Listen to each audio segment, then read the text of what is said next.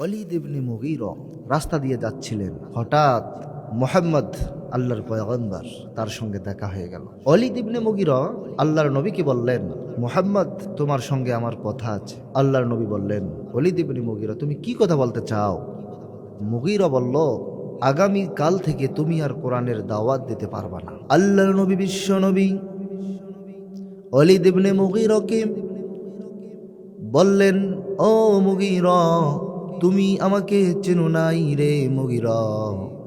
আমার গায়ে যতক্ষণ জোর থাকবে, আমার গায়ে যতক্ষণ রক্ত থাকবে, আল্লাহ তাআলা যতক্ষণ আমাকে হায়াত দিয়েছেন ততক্ষণ পর্যন্ত আমি কোনো মানুষের কথা আল্লাহ ছাড়া কারো কাছে মাথা নত করব না। ওয়ালিদ ইবনে মুগীরা বলল, তাহলে তুমি মানবা না কথা? আল্লাহর নবী বললেন, তুমি আগে বলো এই কথাটি তোমার না তোমার নেতার? ওয়ালিদ ইবনে মুগীরা বলল, এই কথা হলো আমার নেতা আবু জাহেলের। আল্লাহর নবী বললেন, ও মুগীরা আমি কখনো আল্লাহ ছাড়া কারো কাছে মাথা নত করব না।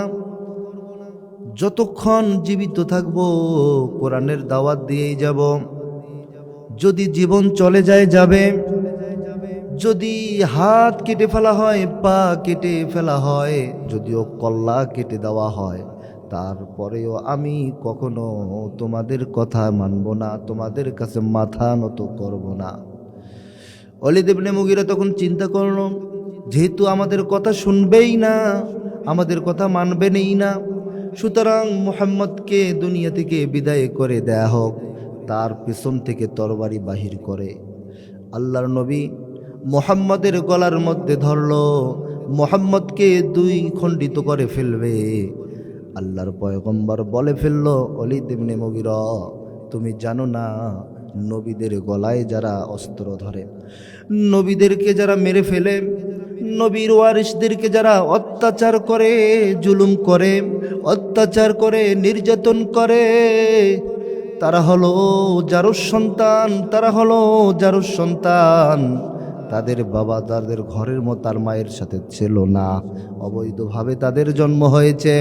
এই চিন্তা আর এই কথা যখন ওয়ালিদ ইবনে মুগীরাকে বলল, সঙ্গে সঙ্গে ওয়ালিদ ইবনে মুগীরার মন এবার গরম হয়ে গেল। মুসলমান ভাইরা রে আমার, খুবই গুরুত্বপূর্ণ কথা বলছিলাম, মনোযোগ সহকারে শুনতে হবে। আল্লাহর পয়গম্বর যখন ওয়ালিদ ইবনে মুগীরাকে এই কথা শোনালো, ওয়ালিদ ইবনে মুগীরা বলল, ও মুহাম্মদ আমি জারুর সন্তান, আমি অবৈধ সন্তান, আমার জন্মের সময় আমার বাবা ঘরে ছিল না, তুমি কেমনে জানো? এই কথা বলার সঙ্গে সঙ্গে ওয়ালিদ ইবনে মুগীরাকে আল্লাহর পয়গম্বর বলল, ও মুগীরা তুমি কি কোরআনের আয়াত শোনো নাই? সূরা আলে ইমরানের 21 নম্বর আয়াতের মধ্যে আল্লাহ রাব্বুল আলামিন কোট করে দিয়েছেন। আল্লাহ রাব্বুল আলামিন বলেন, ইন্নাল্লাযীনা ইয়াকফুরুনা বিআয়াতিল্লাহি ويقتلون النبيين بغير الحق ويقتلون الذين يأمرون بالقسط من الناس فبشرهم بعذاب أليم الله أكبر। আল্লাহ রাব্বুল আলামিন সূরা আলে ইমরানের 21 নম্বর আয়াতের মধ্যে সুন্দর করে কোট করে দিয়েছেন। আল্লাহ তাআলা বললেন, নিশ্চয়ই যারা কোরআনের বিধান অস্বীকার করবে, নবীদেরকে হত্যা করবে, নবীদেরকে জুলুম করবে, নবীর ওয়ারিস যারা সৎপথে মানুষদেরকে ডাকে, অসৎ পথে মানুষদেরকে বাধা দেয়, তাদেরকে যারা জেল দিয়ে, জুলুম দিয়ে, অত্যাচার দিয়ে নির্যাতন করবে, এমনকি বাড়ি ঘর ছাড়া করবে, তারা হলো জারুস সন্তান, তারা হলো জারুস সন্তান, তারা হলো অবৈধ সন্তান। আল্লাহ তাআলার কথা। আল্লাহ তাআলা বলেছেন, ভালো করে জেনে রাখো, নিশ্চয়ই যারা কোরআনের বিধান, কোরআন অস্বীকার করবে, নবীদেরকে হত্যা করবে, নবীর ওয়ারিস যারা, তাদেরকে যারা জেল জুলুম অত্যাচার করবে, আল্লাহ তাআলা বললেন তাদেরকে সাবধান করে দাও, তাদের জন্য কঠিন শাস্তির ব্যবস্থা করা হয়েছে। মুসলমান ভাইরা আমার খুবই গুরুত্বপূর্ণ কথা বলছিলাম। যখন অবৈধ সন্তান ওলীদ ইবনে মুগীরাকে বলল, ওলীদ ইবনে মুগীরার মন এবার কঠিন গরম হয়ে গেল। ওলীদ ইবনে মুগীরা আল্লাহর পয়গম্বরকে ডাক দিয়ে বলল, ও মুহাম্মদ, তুমি যেভাবে বললা তোমার কথা যদি সত্য হয় তাহলে তোমাকে ছাড় দেব, আর যদি মিথ্যা হয় তোমাকে দ্বিগুণিত করে ফেলবো। কয় ঠিক আছে, যাও তোমার মায়ের কাছে। মায়ের কাছে চলে গেল।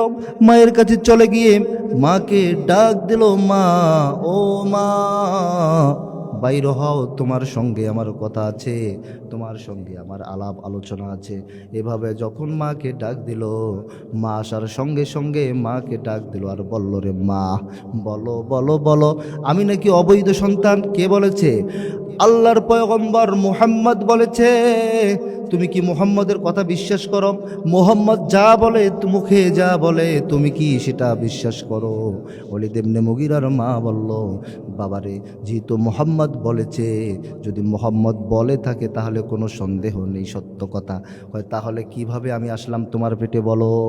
এভাবে যখন মাকে জিজ্ঞেস করলো, তখন তার মা ওলীদ ইবনে মুগীরাকে বলল, রে বাবা শোন, তোর বাবা তো তোর জন্মের আগেই মারা গেছে, সেটা তো তুই ভালো জানিস। এখন তোর জন্মের আগে তোর বাবা মারা গিয়েছে। হঠাৎ করে একদিন টিপ টিপ বৃষ্টি পড়ে, এই সময় তোর চাচা আমার ঘরে প্রবেশ করে, আমার সঙ্গে প্রেম বিনোদন হয়েছে, আমার সঙ্গে ভালোবাসা হয়েছে। এই সময়ের মধ্যে আমার পেটের মধ্যে যে সন্তানটি জন্ম নিয়েছে, সেই সন্তানটি বাবা হলি তুই। তাহলে বোঝা যায়, যারা কোরআনের কথা বলে, যারা হাদিসের কথা বলে, যারা মুসলমানদের উপরে জুলুম করে, যারা মুসলমানদেরকে অত্যাচার করে, যারা মুসলমানদের জীবন নিয়ে ছিনিবিনি খেলা শুরু করে, তাদের জন্মের সমস্যা আছে, তারা জারজ সন্তান, তারা অবৈধ সন্তান, এতে কোনো সন্দেহ নাই। কথা বলেন ঠিক কিনা?